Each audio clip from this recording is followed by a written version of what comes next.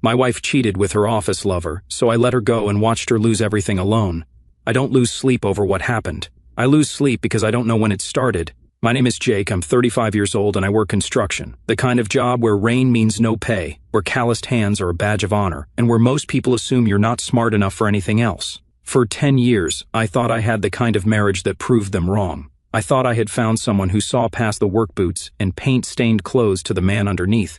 I thought Megan and I were building something real, something lasting, something worth celebrating. Megan works in an office downtown, the kind of place where people wear suits and have meetings about meetings. She's smart, articulate, everything I'm not supposed to be able to attract according to the world's standards. But we worked somehow. We balanced each other out. I brought stability and devotion. She brought ambition and dreams.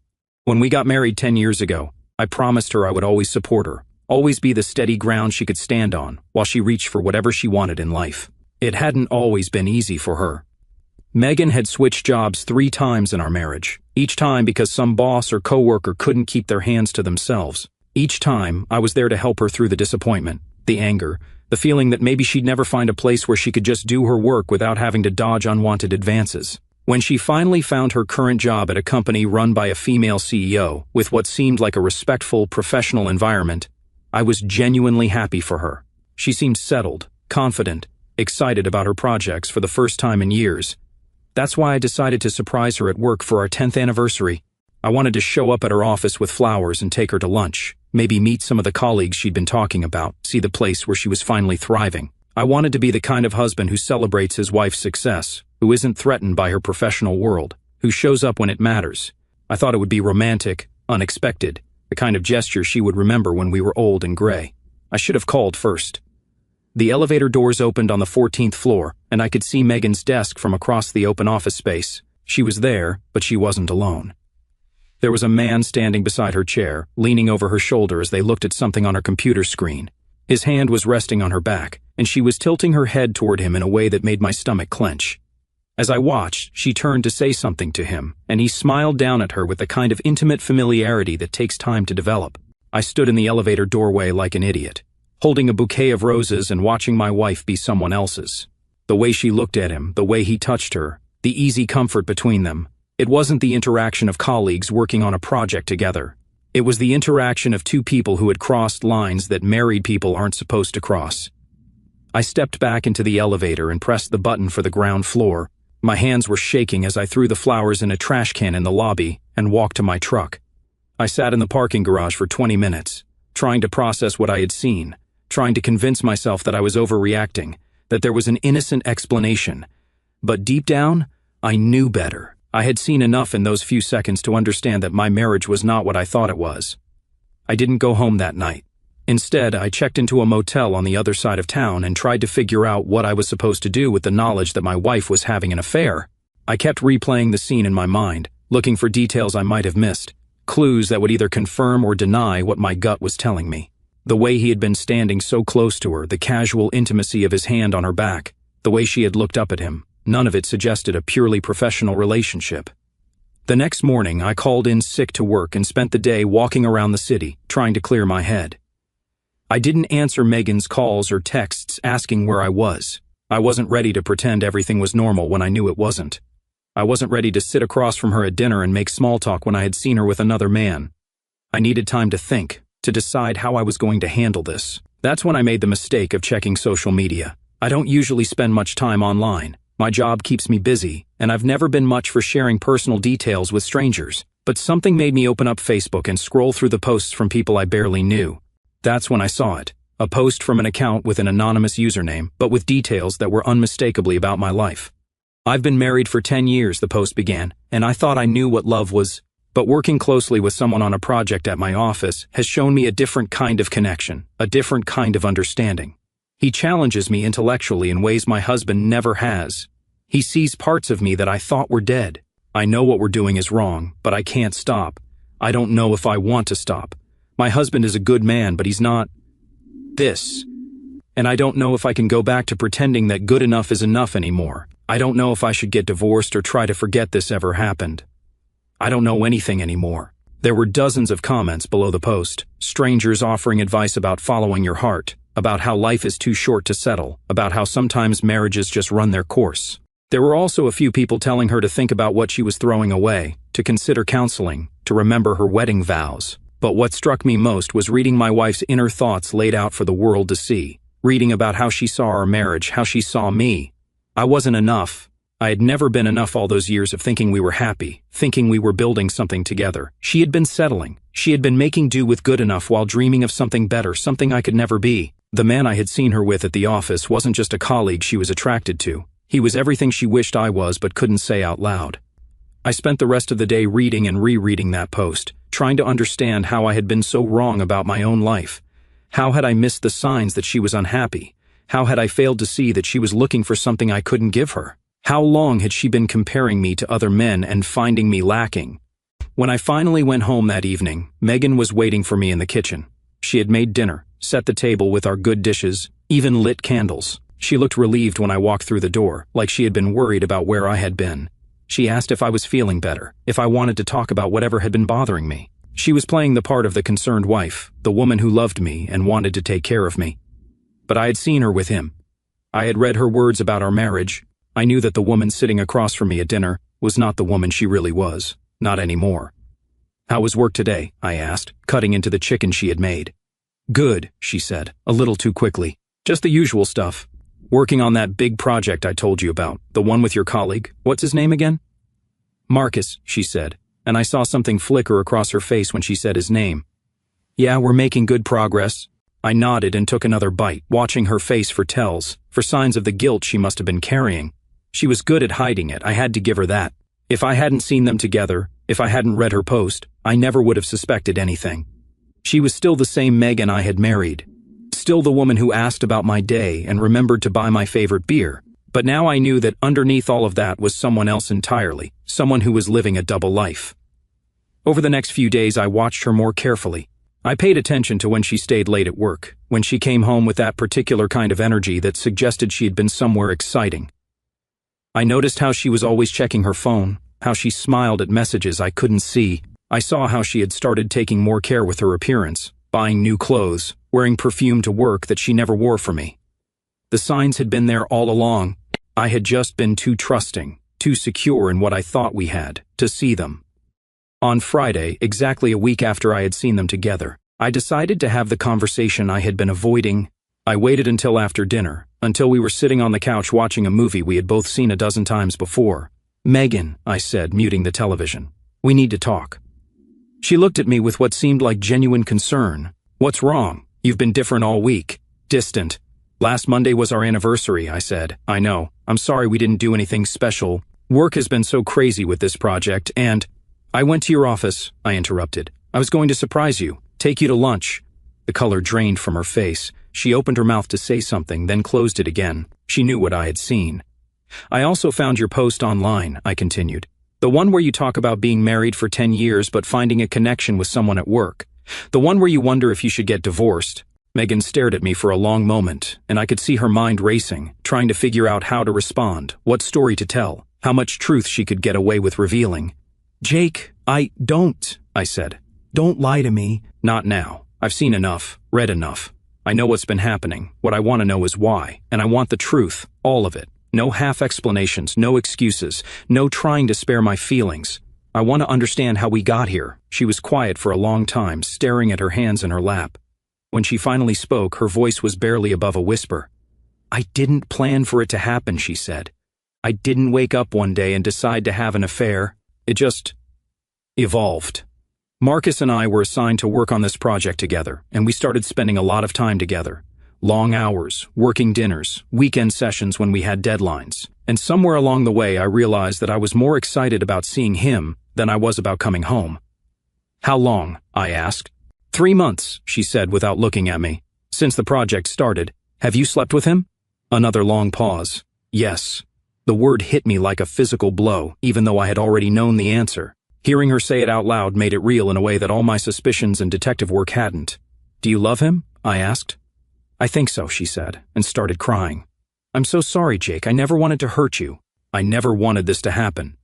But being with him, it's different. He challenges me, intellectually and emotionally. He makes me feel like a different person, a better person. Someone smarter and more interesting than I really am. And I don't, I said. It wasn't a question. It's not that you don't, she said quickly. It's just that we've been together for so long, we've settled into this routine, this comfortable life where we don't really push each other anymore. We're safe, we're predictable. And I thought that was what I wanted. But working with Marcus has shown me that maybe I need something more challenging, something that makes me grow. So I'm holding you back, I said. No, that's not what I'm saying. You're a good man, Jake. You're kind and loyal, and you've always supported me. But Marcus sees parts of me that I didn't even know existed. When I'm with him, I feel like the person I was always supposed to be, and when you're with me, she didn't answer right away, and her silence was answer enough. We talked until 3 a.m, going in circles, covering the same ground over and over again.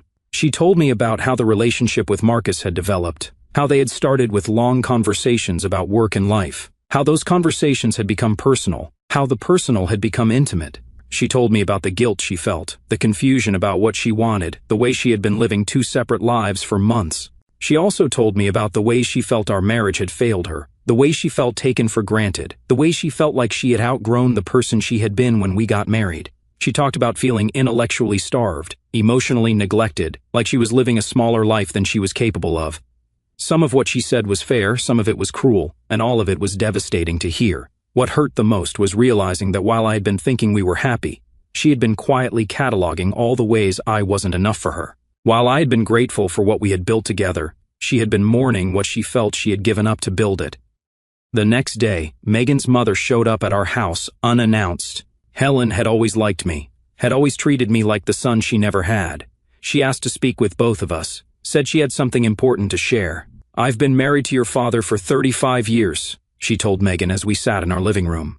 But before I met him, I was engaged to someone else, someone I was madly in love with, someone who understood me in ways your father never did. But he didn't have a steady job, didn't have prospects, didn't offer the kind of security I thought I needed. So I broke up with him and married your father instead. Megan looked confused. Mom, why are you telling us this?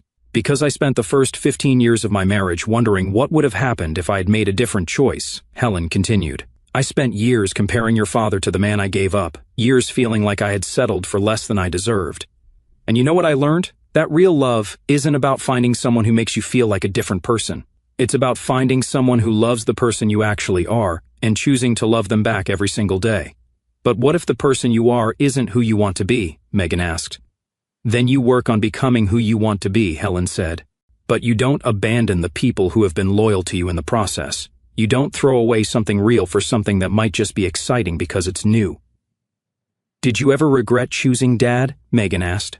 Helen smiled. Every marriage has regrets, sweetheart. But after 35 years, I can tell you that the grass is always greener somewhere else if you're looking for it to be. The question is whether you want to spend your life chasing green grass or taking care of the lawn you already have. After Helen left, Megan and I continued our marathon conversation. She told me more about Marcus, about their relationship, about the future she had been imagining with him.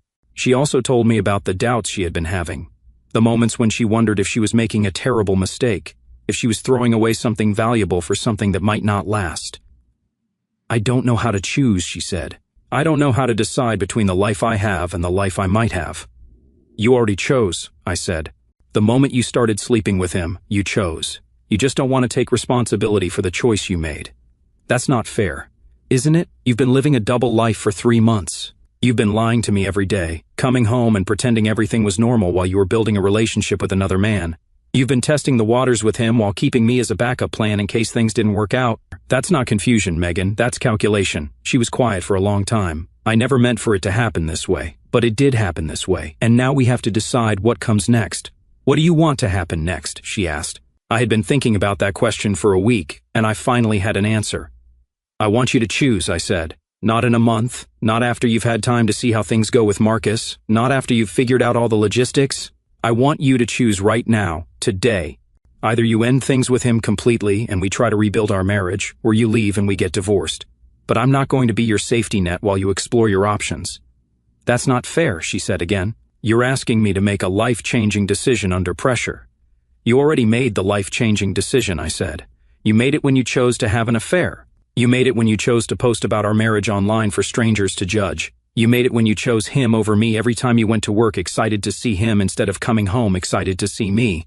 I'm just asking you to be honest about the choice you've already made." Megan started crying again. "I don't want to lose you, but I don't want to lose him either." "You can't have both," I said. "And asking me to wait while you figure out which one of us you want more is asking me to give up my dignity and my self-respect. I won't do that." We spent the rest of the weekend talking, fighting, crying, and trying to figure out if there was any way to salvage what we had built together. Megan admitted that she had been planning to ask for a separation, to take some time to explore her relationship with Marcus without the pressure of having to choose immediately. She had been hoping I would be understanding, that I would give her space to figure out what she really wanted. But I couldn't be that understanding. I couldn't be the husband who waited patiently at home while his wife dated another man. I couldn't pretend that our marriage was something worth fighting for if she wasn't sure it was what she wanted. On Sunday night, Megan made her choice. She said she couldn't give up what she had found with Marcus, that she felt like she would be betraying herself if she didn't explore where that relationship could lead. She said she hoped I would understand, that she hoped we could remain friends, that she hoped I would find someone who could love me the way I deserved to be loved.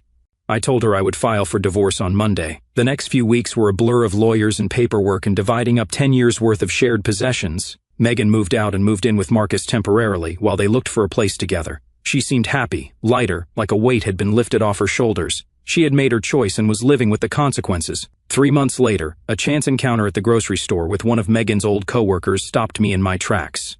Over a brief, awkward exchange by the produce aisle, she shared news that hit like a quiet shock. Megan and Marcus were no longer together. Their relationship, once fueled by the thrill of secrecy, had crumbled under the weight of ordinary life.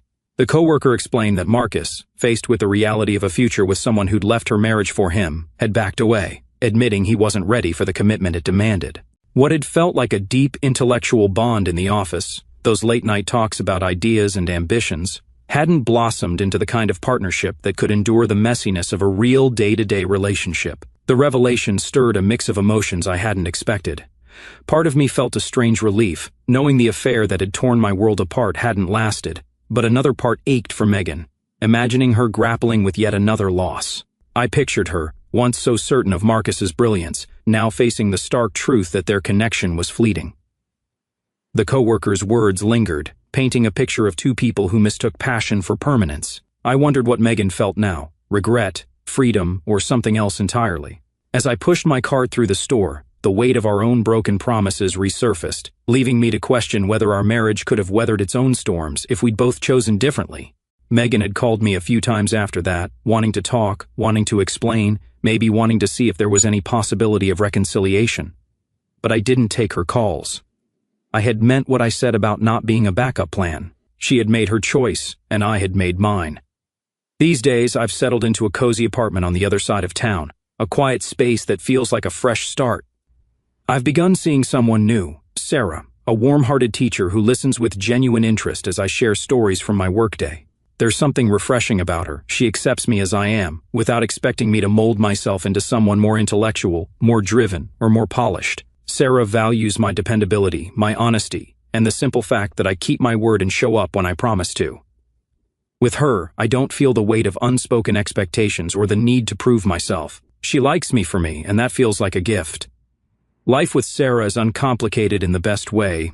We spend evenings cooking simple meals together, laughing over her quirky classroom anecdotes or my tales of office chaos. She has a way of making ordinary moments feel meaningful, like when we sit on my small balcony with coffee, talking about nothing and everything. I'm not chasing some idealized version of myself with her, and that freedom has let me breathe again. After all the turmoil of the past, this new chapter feels steady, grounded in mutual respect, and a quiet kind of joy I hadn't realized I'd been missing. Megan is living alone now, working at a different company, starting over in more ways than one. I heard through mutual friends that she regrets her decision, that she realizes what she gave up, that she wishes she had fought for our marriage instead of abandoning it for a fantasy. But regret doesn't undo choices, and missing someone doesn't mean you were right to leave them. I learned a lot about myself in those few months when my marriage fell apart. I learned that I'm stronger than I thought I was, that I don't need someone else's approval to feel good about who I am. I learned that love without respect is just dependence, and that being someone's safe choice isn't the same as being their right choice. I also learned that some people spend their whole lives looking for something better instead of appreciating what they have. They convince themselves that they're settling, that they deserve more, that happiness is always somewhere else with someone else. They mistake comfort for complacency and stability for stagnation. Megan thought she was choosing passion over routine, excitement over predictability, growth over stagnation. What she actually chose was uncertainty over security, fantasy over reality, possibility over commitment. She traded a marriage that could have grown stronger for a relationship that was built on the thrill of being secret and forbidden. I don't hate her for the choice she made. I understand it, even if I don't respect it. She was looking for something that would make her feel alive in a way that our marriage hadn't been making her feel. She wanted to be challenged, to be surprised, to be seen as more than just a wife and homemaker. Those aren't unreasonable desires, but she went about fulfilling those desires in a way that destroyed everything we had built together. Instead of talking to me about what she needed, she found it with someone else. Instead of asking me to grow with her, she grew away from me. Instead of fighting for our marriage, she fought against it, and in the end she lost both the marriage she was running from and the relationship she was running to. I used to think that love was enough to keep people together, that commitment meant something, that marriage vows were more than just pretty words. I learned that love is only as strong as the people who claim to feel it, that commitment only matters if both people are committed, that vows are only meaningful if both people intend to keep them. But I also learned that being betrayed doesn't mean being broken. Being left doesn't mean being worthless. Having someone choose someone else doesn't mean there's something wrong with you that needs to be fixed. Sometimes people make bad choices for reasons that have nothing to do with you. Sometimes people throw away something good because they're convinced something better is waiting for them somewhere else. Sometimes people mistake the excitement of newness for the promise of happiness. And sometimes the best thing you can do is let them go, wish them well, and find someone who knows the difference between fantasy and reality, between excitement and love, between what they want and what they need. I used to believe that 10 years of marriage was enough to guarantee loyalty, that love and devotion would always be enough. Now I know that some people will always be looking for something else, something more, something different.